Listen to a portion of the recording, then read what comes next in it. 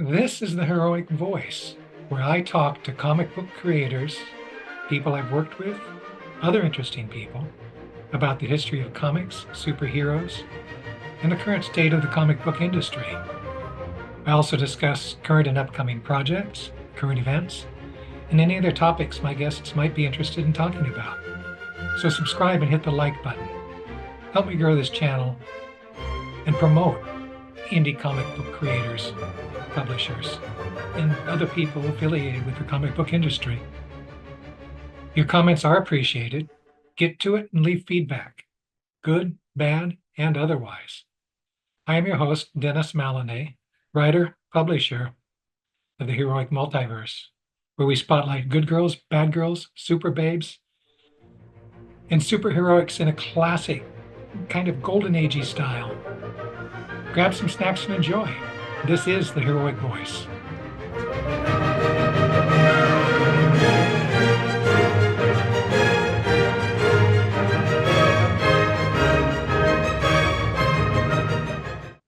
Welcome to the Heroic Voice. I'm here with John Tighe, who worked with us very early on at Heroic Publishing. You worked on some Eternity Smith. There's something else that you worked on too. Well, let's see. I worked on the Arcane, the Lady Arcane. Yeah. That was the first thing I worked on.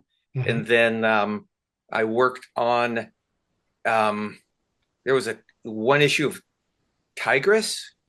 Oh, you're refreshing my memory now. Yeah. And then around 92, I helped out on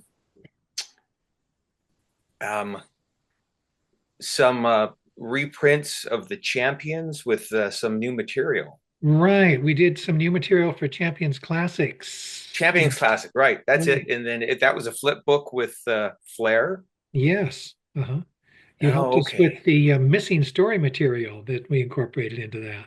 Yes. And I have scans of some of that material. Ideally, I wanted to have images of quite a bit of it, but I've only got a couple of those images with me. Don't worry about it. We can pull up some of those images and attach it to this during the editing phase. Right. It'll look good. You did some work with DC, as I recall, and then with Homage. Well, I did, but that was all of that was tied up together. Now, this thing over my shoulder here is the only thing I published myself. It was I think I did it around 1983 and then printed it in 84. It like your Champions Flair book. It was going to be a flip book. I was partnering with a friend, and he was going to do one half of the book, and I was going to do the other half. And as I said, it was going to be a flip book, but he never came through with his part. So I just printed my copy. I mean, my story by itself, and that's how that's the first printed thing I had done. I sold a few copies of it. Oddly enough, a few months ago, somebody contacted me out of the blue and wanted to buy 15 copies of it for a pretty nice price. And he and some friends of his were into the self-published comics like this from the 80s. And that's what got me back in touch with you, because he was extremely interested in this, and with other similar things from the era, and that got me to think about the other things I did early in back in the 80s, early 90s. and that's what led me to contact you again. Yeah, well, I'm glad you did. It's nice to touch base, Yes. catch up with people. Um, Yeah. So, I did this, and sort of at the same time, I was also submitting some funny cartoons to the Comics Buyer's Guide, and some of them they actually bought. I got $4 a piece um, for them, and then I also submitted some joke pages to some other um, publications, and I think that was one that was in the Buyer's Guide. West Ghost Avengers, huh? Yes, it's Hawkeye with a bunch of teaming up with dead heroes, and then this one was in another was in somebody else's self-published fanzine, and it's a takeoff on the Red Kryptonite stories from DC Comics. Hmm. So I was trying to get involved as much as possible with comic fandom back in the early to mid '80s, and I ran into a few guys who had already printed a comic of their own with various stories in it. It was called Valiant Efforts. Uh-huh. It was it it it was had a Christian flavor to it, at least initially. The I think all of the I think the three guys that were involved in publishing it were born again Christians, and so they printed one issue, which I did like one small piece of artwork for, and then they rebooted the line, so to speak, starting off again with another number one, and that one, and through them, that's how I met Scott Clark, who also did some work with you Yes, on the Champion reprint filler, the new material. yes, he did. Uh-huh. He also And worked with us on the Sparkplug stories, mm-hmm, the Sparkplug issue. right, okay. Um, And he did one chapter in the League of Champions Southern Knights crossover. oh, okay, Yeah. yeah. So I did some work on the first issue. This is the second issue with um, cover by Scott Clark. I think the first issue also had a cover with him, and um, so Scott and I helped each other out, and he was he is how I got to Wildstorm or Homage. That's what it was called initially. But I worked with him on first for some books by David Campiti and his Innovation. Innovation. Yes, Yes. um, we did a couple of issues of the Maze Agency, Uh-huh. and then some new kid called Adam Hughes took it over after that.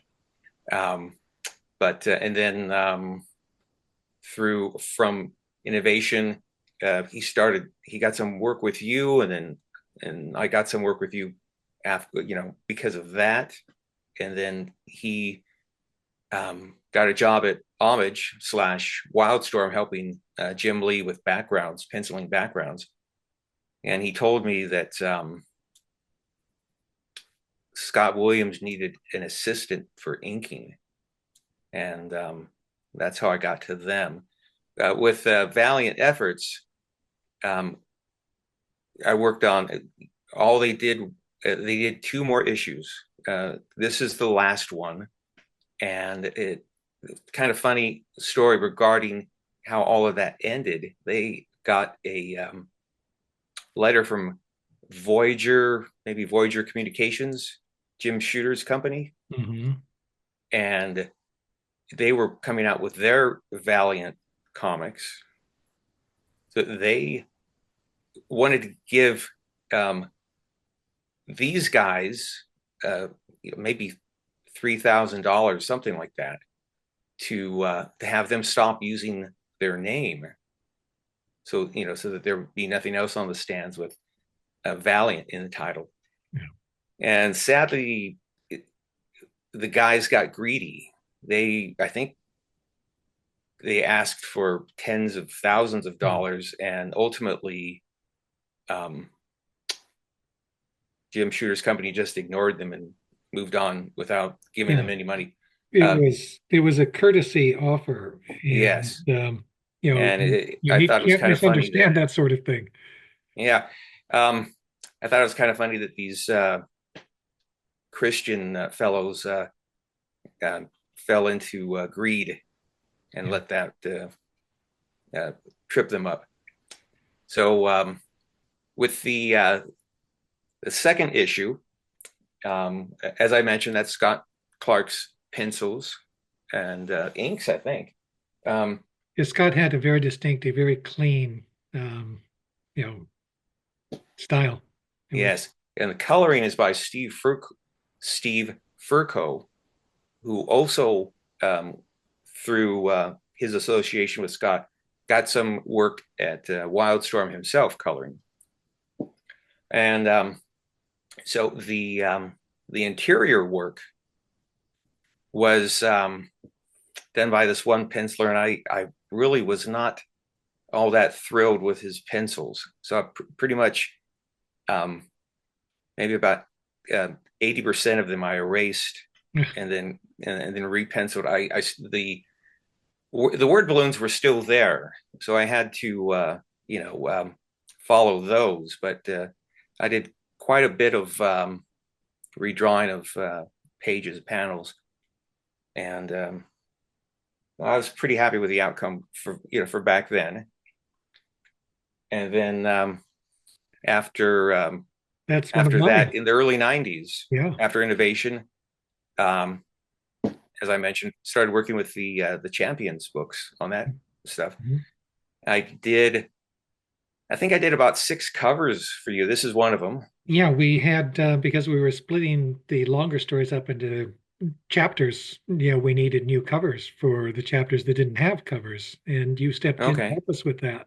Mm-hmm. This looks like it might have been issue 9 or 10 of the Champions Classics series. Mm-hmm. Yeah.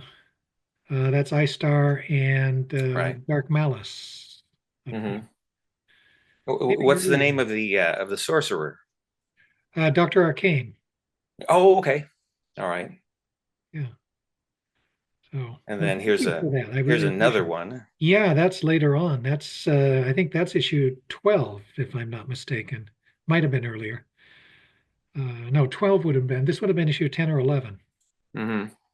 Yeah, that is Malice again. Very nice Okay. piece. Yeah. And these are from the early '90s. Hmm.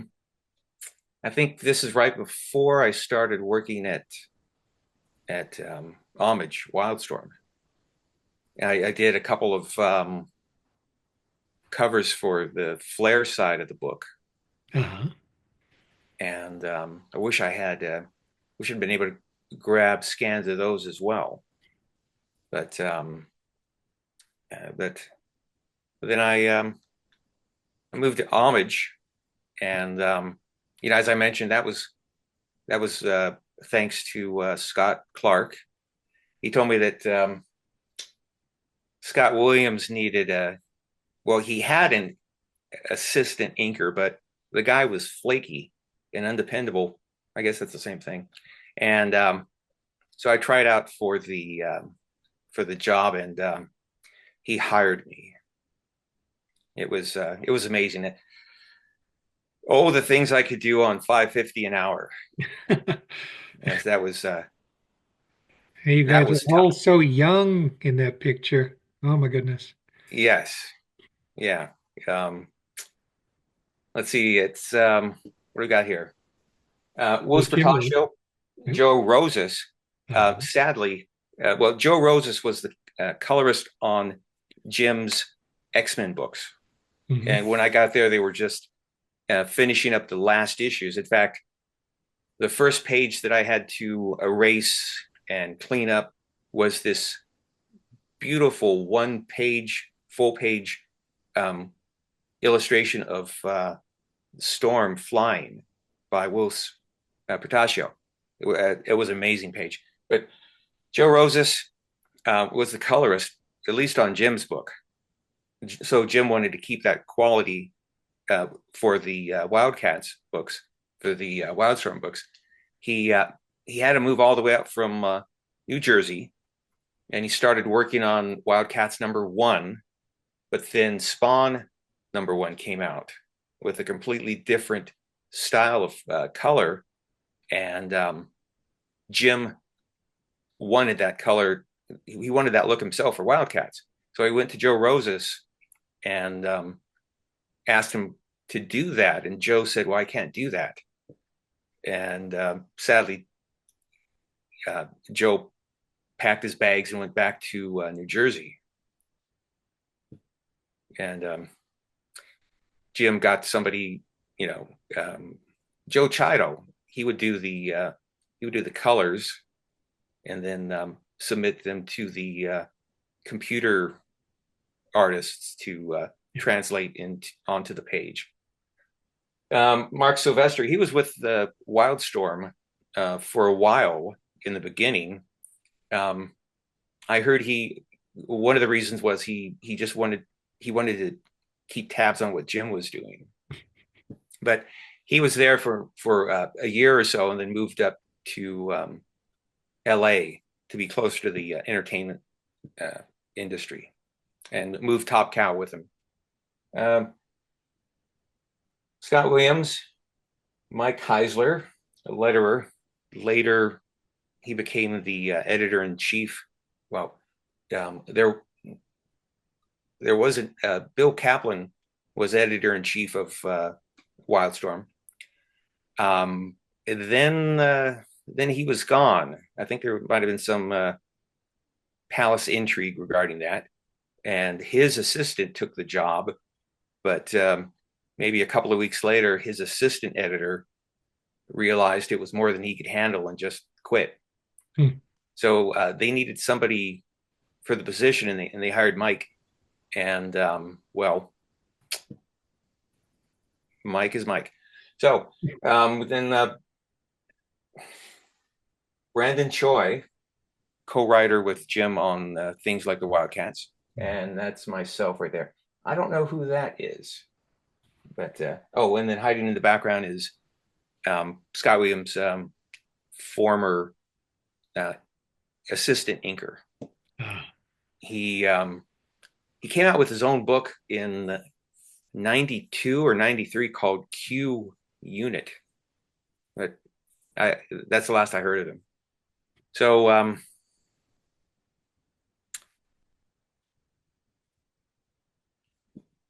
in the mid 90s, Wildstorm got some of the Marvel titles to do. Yes. And Marvel also gave some to Extreme to do, but after a while, they didn't like what Extreme was doing, and they gave those books to Wildstorm as well. I helped out doing pages here and there on various issues of the Avengers, Fantastic Four, Cap, and I actually got to do a cover, which was awesome. And 10 years later, a direct-to-DVD Avengers cartoon came out. Besides the feature, they had a backup feature, a history of the Avengers book. And they would go through the history every few years. At the beginning of each chapter, they would flash a few covers. So when it got to this era, this was one of the covers that they flashed, and I wasn't expecting it. And that was I was high for about a week or two. After seeing my my artwork, the only one I did, on a DVD. And so that, that was a thrill to work on the Marvel books. I was a huge Marvel fan before, since I was a kid. And but this right here might be this is the last book I did, and this is from the early 2000s. Oh, Wildstorm was bought by Warner Brothers, DC. And about a year after everything was finalized, the department I was in, licensed products, was eliminated because they already had one. Yeah, you didn't need to duplicate the effort. Yes. And so they laid off, fired everybody from that department.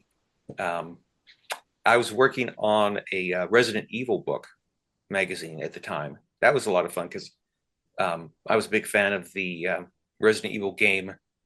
And then before the second game came out, we got the license to do the book. And so that was that was very exciting. We got all sorts of little extra benefits, like, we got the toys. We got some little knickknacks. I've got a mouse pad, a Resident Evil mouse pad. I picked up a Resident Evil soundtrack CD. We even had a videotape of cutscenes from the unreleased, back then, the unreleased second Resident Evil game. Somebody always had it checked out, though. I couldn't watch it.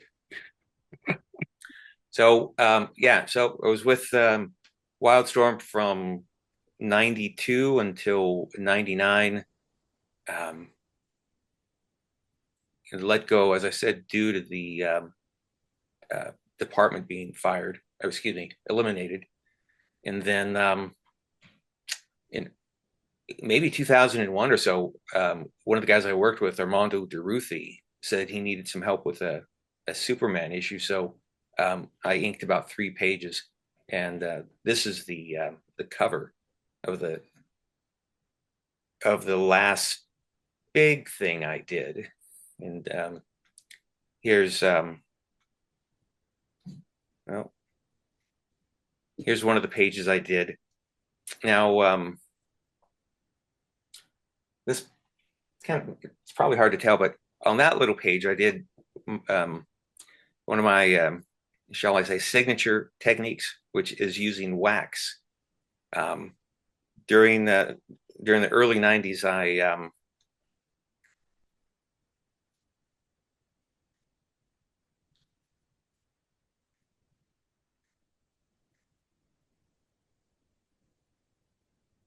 during the early 90s, I developed this technique to use wax with the ink, like a ink resist technique. Mm-hmm. I'd seen it in school, something like that in school, and it always intrigued me. So what I would do is make my own crayons, wax crayons, out of out of these blocks of wax I got someplace, and rub it on the board with a varying amount of pressure to and then ink it to and the thing was to get to achieve like a dry brush look, like maybe you can see right there on the rocks. Yeah. I kept working with crayons in grade school. I know exactly what you're talking about. Right. Yeah. And a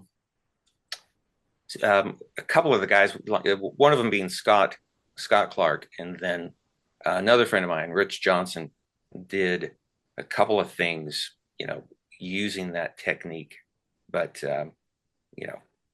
mostly just me. But that's that's one of the one of the things that I liked doing. Now, what do you have any questions regarding Well, any it's of been a this nice stuff? trip down memory lane. Hmm. And this kind of story, the history of comics is good to have because I mean you're talking about history here, and that's great. But A little bit, let's quickly go over what you were up to after you basically stopped doing comic book work, right? and then let's get again quickly to what you're up to these days. Well, after a few years after this, I helped Jeremy Cox on his book Vampirates. It was a single issue. Jeremy Cox was one of the top colorists at Wildstorm, and he had this Vampirates comic. I think it was more than one issue, but I helped him out on one issue These are around. vampire pirates, right? Excuse me. These are vampire pirates. Yes, Okay. and this might have been around 2004. Um, after um, after being let go from Wildstorm, uh, the whole industry was very depressing.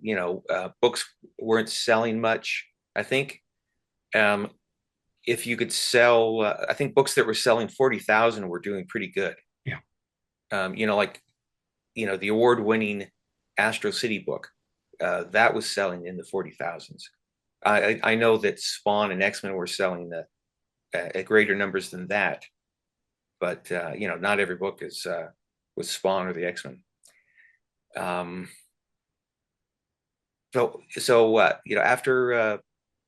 after I left Wildstorm, I took a bunch of classes to learn the Adobe suite of programs, Photoshop, Illustrator, this and that, and did production and graphics for various print shops. Graphic design and photography. Yes, and then